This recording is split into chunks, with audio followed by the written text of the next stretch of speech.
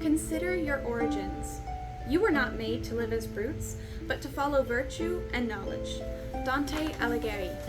Humans have always been naturally curious about things, especially why and how things came about.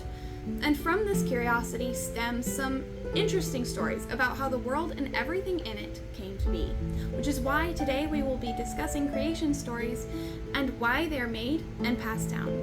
I'm Bree, and I'll be your guide. Welcome to the Scholarly Cheese Guild. Pretty much every religion and culture has its own creation story, from the Greek version, where the world basically stemmed from a dysfunctional family, to the Norse, where the main deities came from a cow-licking ice, to the Hebrew and Christian, where man was made from dust.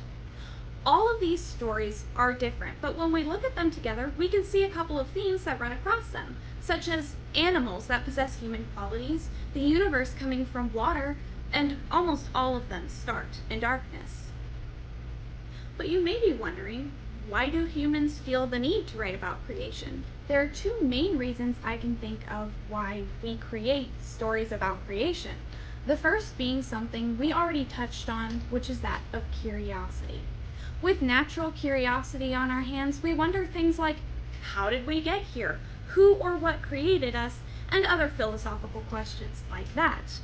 And with a little curiosity and way too much downtime to spend, humans have created magnificent and sometimes a little strange stories of how the earth came to be.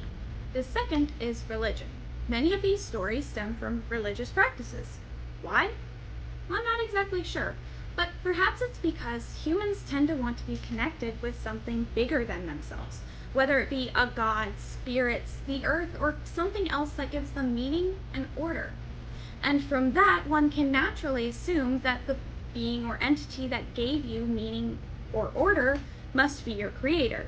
And then jumping off of that, people tend to wonder how our creator must have been created.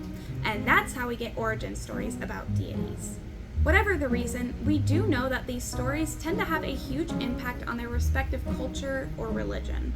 Like how much of ancient Egypt was focused on the sun because of it giving life, light, and warmth to the Egyptians. And as an extension of that, one of their main deities being Ra, the sun god.